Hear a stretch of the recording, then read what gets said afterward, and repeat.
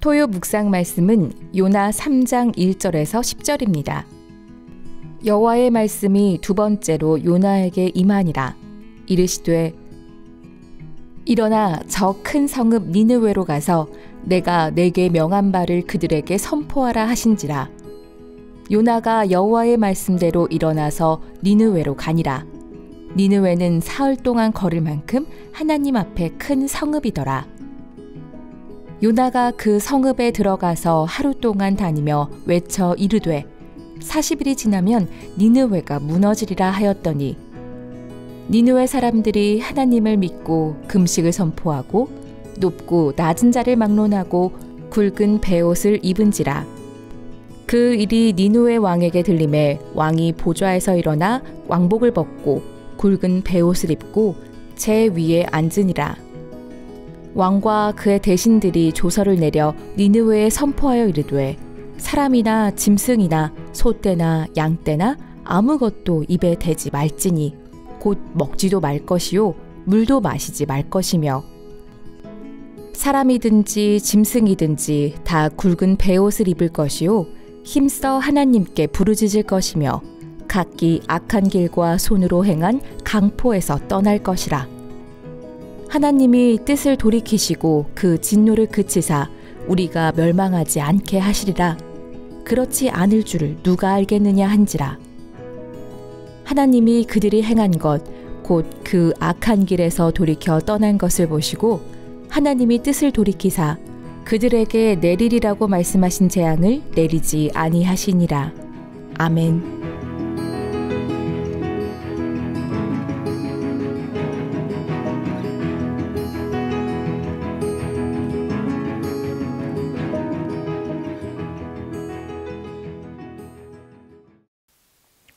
성도 여러분, 안녕하세요. 요즘 날씨가 너무 좋습니다. 좋은 날씨와 더불어 돋아나는 새싹들, 나뭇잎을 보면 너무 아름다운 것 같습니다. 밖으로 나가서 하나님의 아름다운 자연의 신비를 누려보시기를 강권합니다. 자, 오늘 말씀의 제목은 요나를 통한 하나님의 선교라는 제목으로 함께 말씀을 나누도록 하겠습니다. 요나서의 주인공은 요나라고 생각하기 쉬운데요. 사실은 하나님께서 그 뒤편에서 역사하고 계심을 곳곳에서 볼 수가 있습니다. 큰 폭풍우를 만나죠. 다시스로 가는 배를 타고 가다가 폭풍우가 일으켰을 때 그 요나를 물에 빠뜨립니다. 근데 그 요나를 이렇게 구해 준 큰 물고기는 하나님이 예비해 주셨습니다. 요나의 기도로 응답된 것이 아니고요. 요나는 그 뱃속에서 자기의 기도로 응답되었다고 말을 하지만 다시는 하나님이 미리 예비하셨고요. 큰 물고기 뱃속에서 토해내게 한 것도 바로 하나님이십니다. 하나님께서 요나를 이끌고 가는 것입니다. 자, 오늘 본 말씀에서 첫 번째 살펴볼 것은 말씀의 권능의 역사입니다. 하나님의 말씀은 우리의 어떠함보다도 훨씬 큰 역사하는 힘이 있다는 것을 볼 수가 있습니다. 하나님의 말씀이 두 번째 임하였습니다. 첫 번째 주신 말씀 선포하라고 했거든요. 그 말씀은 1장 2절 말씀에 보면 이렇게 나와 있습니다. 너는 외치라.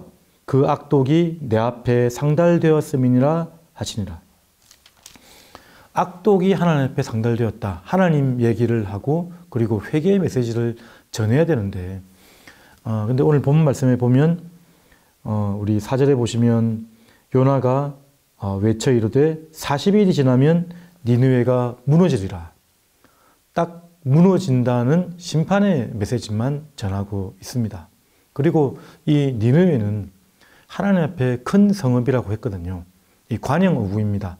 이 모든 세계에서 가장 큰 도시, 실제로 이 니느웨는 그 당시에 가장 큰 도시였습니다. 하나님 보시기에도 큰 도시였고 물리적으로도 아주 많은 사람들이 살아가는 그런 도시였던 거죠. 살 길 되는 도시인데 이런 도시는 보통 둘레가 사흘길이라고 하면 한 하루에 30km를 간다고 했을 때 둘레가 한 100km 정도 되는 아주 큰 도시였습니다. 여기 뒤 사장에 보시면 유아들, 좌우를 분별치 못하는 자들이 12만 명이나 되는 아주 큰 많은 수십만의 인구를 가지고 있는 큰 도시였습니다. 그 도시를 사흘 동안 돌아다녀도 사실은 더 걸리는 거죠. 근데 오늘 본문에 보시면 딱 하루 돌아다니면서 말씀을 선포했습니다. 요나의 그런 좀 미흡한 순종이라고 해야 될까요? 완전치 않은 불순종도 아닌 순종도 아닌 그러한 모습으로 이렇게 선포를 했었던 것입니다. 그럼에도 불구하고 오늘 본문에 보면 니느웨의 회개의 역사가 일어나는 것을 우리는 보게 됩니다. 하나님은 말씀으로 역사하시고 일을 하신다는 모습들을 성경 곳곳에 보여주고 있습니다. 바울이 밀레도에서 에베소 장로들에게 교회를 맡길 때에 말씀에 부탁한다라고 사도행전 20장 말씀에서 하고 있습니다. 데살로니가 후서 3장 1절에 보면 말씀이 너희 가운데서 달려 돌아다니기를, 말씀이 역사하기를 이렇게 가르쳐주는 말씀들. 사도행전 19장 20절 말씀에 보면 이와 같이 주의 말씀이 힘이 있어 흥왕하여 세력을 얻으니라. 말씀에 힘이 있다라고 우리에게 말해주고 있습니다. 참 요나 자기 생각에 이 정도의 말씀만 선포했지만 말씀이 일하는 것들을 우리는 오늘 요나의 말씀을 보면서도 알 수가 있는 것입니다. 우리가 선교를 가고 전도를 할 때도 우리가 얼마나 세련된 복음을 전할 수 있겠습니까? 그럼에도 불구하고 우리의 말씀 그 자체를 받아들이고 회개의 역사가 일어나는 것을 보면 하나님의 말씀은 참으로 운동력이 있고 활력이 있고 살아있는 권능의 역사를 가진 말씀이다 라고 우리는 보게 되는 것입니다. 요나의 그런 마음보다, 요나가 선포한 그런 전도의 행위보다 하나님의 말씀은 훨씬 큰 권능의 역사라는 것을 우리가 보게 됩니다. 자, 그리고 또 오늘 말씀에서 보면 니느웨 사람들의 공동체적 제의적 회개 운동으로 온 니느웨 땅이 수생케 되는 역사를 우리가 보게 됩니다. 이 복음을 전했을 때에 심판의 메시지도 어쨌든 하나님의 말씀 가운데 있었던 거죠. 그 말씀이 선포되었을 때 이 짧은 메시지 40일이 지나면 니느웨 성이 무너진다. 그 짧은 순간에 이 짧은 말씀 속에서 니느웨 백성들은 자신들의 죄를 생각해낸 것입니다. 악독과 강포했던 것을 기억해냈던 거고요. 그리고 40일이라는 시간이 얼마 남지 않았다는 것을 알게 된 것입니다. 그리고 그 짧은 메시지를 통해서 오히려 이렇게 아주 명확하지 않은 이 메시지가 오히려 더 큰 그런 무게로 다가왔던 거죠. 멸망의 그런 완전히 멸절을 당할 수 있다는 그 공포감. 어쨌든 니느웨 백성들은 겸비함을 취했고요. 여기 보시면 금식을 선포하고 노곤하는 자를 막론하고 굵은 베옷을 입은지라. 백성들이 먼저 겸비한 모습을 취했고요. 회개의 자리로 나아갔고 그리고 이제 그 소식을 왕이 듣고 함께 전국적인 회개를 선포하게 됩니다. 동물까지 금식시킨다는 것은 가축과 우리 동물들, 사실 하나님의 회개는 맞지 않는 모습입니다. 부적절한 모습이지만 이 니느웨 사람들의 열정은 알 수가 있는 것이죠. 역시 회개의 모습 역시 아주 완벽하지는 않았지만 왕부터 시작해서 모든 백성들이 하나님 앞에 겸손해졌고요. 낮아졌고요. 겸비함과 그리고 하나님을 부르짖었고요. 무엇보다도 우리 8절에 보시면 사람이든지 짐승이든지 다 굵은 베옷을 입을 것이요 힘써 하나님께 부르짖을 것이요. 하나님께 부르짖었는데 그 부르짖음만이 끝이 아니죠. 회개는 역시 우리의 발걸음을 돌이키는 것입니다. 여기 보면 각기 악한 일과 손으로 행한 강포에서 떠날 것이라. 행위에서 돌이키는 것이 바로 회개이지 않습니까? 그 회개의 역사를 지금 이렇게 보여주고 있습니다. 이렇게 니느웨 백성들이 돌이키고 하나님께 부르짖고 했더니 하나님이 돌아서는 모습들을 우리가 보게 되는 것이죠. 예레미야 말씀에는 그렇게 나와 있습니다. 18장 8절 말씀. 만일 내가 말한 그 민족이 그의 악에서 돌이키면 내가 그에게 내리기로 생각하였던 재앙에 대하여 뜻을 돌이키겠고. 에스겔서 18장 23절 말씀에도 그렇게 나와 있습니다. 주 여호와의 말씀이니라. 내가 어찌 악인이 죽는 것을 조민들 기뻐하랴. 그가 돌이켜 그 길에서 떠나 사는 것을 어찌 기뻐하지 아니하겠느냐. 요나는 그 당시 원수의 나라라고 할 수 있죠. 북이스라엘의 적대국 아수르가 회개하여 구원을 얻는 것, 생명을 얻는 것에 대해서 불만스러운 겁니다. 어떻게 저렇게 악독한 사람들에게 자비를 베푸십니까? 구원을 베푸십니까? 그런 불평스러운 마음으로 나아갔던 거죠. 그래서 대놓고 하나님께 반항했던 그런 선지자였습니다. 꽤 유명한 선지자였거든요. 그런데 하나님께 반항하고 그리고 다시 어쨌든 하나님께 또 얼떨떨한 마음으로 나아갔지만 어설픈 복음으로 선포를 했었는데 놀라운 하나님의 역사가 이 니느웨 땅에 일어난 것입니다.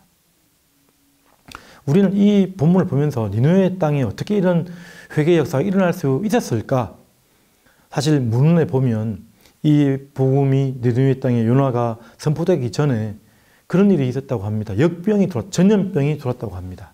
전염병이 돌고 수년 전에 그리고 일식의 일들이 일어났다. 갑자기 하늘이 캄캄해지고 그런 역사들이 일어나기도 했었고요. 그 어간에. 그리고 어떤 문헌에는 물고기가 이 아수르에서 숨기는 우상의 하나였기 때문에 물고기가 내뱉은 사람, 물고기의 아들, 신의 아들이라고 여겼던 거죠. 뭐 그런 설 등 여러 가지 환경이 조성되었을지도 모르겠습니다.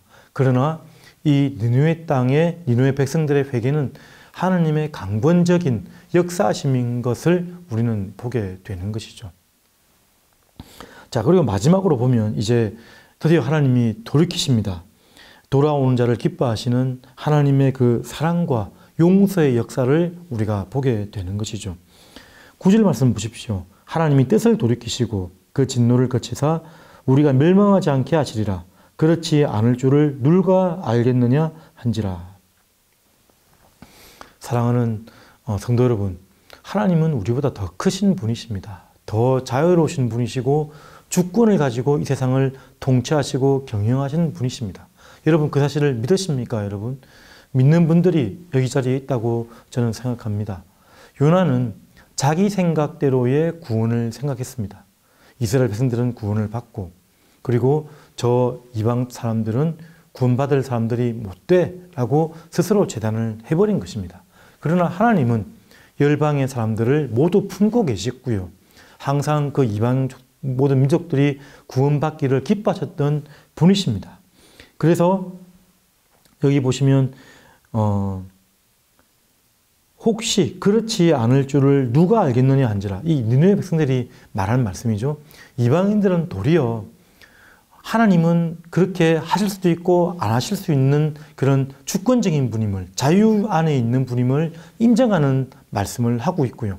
이런 패턴은 1장의 그 선장에도 나타납니다. 바다 선언, 하나님을 고백하는 선언의 말에서도 그 하나님의 주권 사상을 볼 수가 있어요. 어디 있냐면 1장 14절 말씀이죠. 14절. 우리가 여호와께 부르짖어 이르되 여호와여 구하고 구하오노니 이 사람의 생명 때문에 우리를 멸망시키지 마옵소서. 무지한 자를 우리에게 돌리지 마옵소서.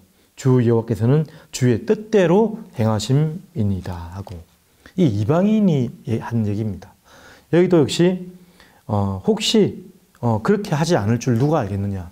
하나님은 주권을 가지고 긍휼을 베푸실 수 있는 분이실지 어떻게 알겠느냐. 그렇게 이방인들이 도리어 고백을 하고 있는 것입니다. 요한복음 6장 37절 말씀에 보면 아버지께서 내게 주시는 자는 다 내게로 올 것이요 내게 오는 자는 내가 결코 내쫓지 아니하니라. 하나님께 돌아오면 하나님은 기뻐하십니다. 하나님은 받아들이신다는 것이죠. 반역과 악한 마음으로 있던 자들이 다시금 돌아오기를, 온전히 회개하여 하나님의 품 안으로 돌아오기를 하나님은 간절히 바라고 계시다는 것을 우리가 기억해야 될 것입니다. 그래서 10절 말씀 보십시오. 하나님이 그들이 행한 것 곧 그 악한 길에서 돌이켜 떠난 것을 보시고 하나님이 뜻을 돌이키사 그들에게 내리라고 말씀하신 재앙을 내리지 아니하시니라. 하나님께서 자비를 베푸시고 긍휼을 베풀어 주셔서 니느웨 땅에 회개와 용서와 사랑이 이렇게 뻗어나가게 되어졌습니다. 감사한 일인 거죠. 하나님은 요나를 사용하셔서 니느웨 백성들을 구원하시는 모습을 지금 보여주고 있다는 것입니다. 자, 근데 이 요나서의 말씀은 이방인들의 구원을 향한 말씀이기도 하면서 이방인들을 구원시키기 위한 하나님의 선교이기도 하면서 요나 자신을 또 구원하기 위한 하나님의 선교이기도 합니다. 요나를 변화시키기 위한 과정을 1장, 2장, 3장, 4장을 통해서 보여주고 있는 것이거든요. 그리고 그 말씀은 이 요나를 통한 이 하나님의 선교는 장차 신약으로 가면 이스라엘 백성들 그리고 믿는 신자들 모두에게 주시는 하나님의 말씀임을 우리가 알 수가 있습니다. 요나를 통한 하나님의 선교의 역사하심인 것이죠. 신약 말씀 한번 찾아보시면 마태복음 12장 39절에서 42절 말씀, 예수께서 대답하여 이르시되 악하고 없는 세대가 표적을 구하나 선지자 요나의 표적밖에는 보일 표적이 없느니라. 요나가 밤낮 사흘 동안 큰 물고기 뱃속에 있었던 것 같이 인자도 밤낮 사흘 동안 땅속에 있으리라.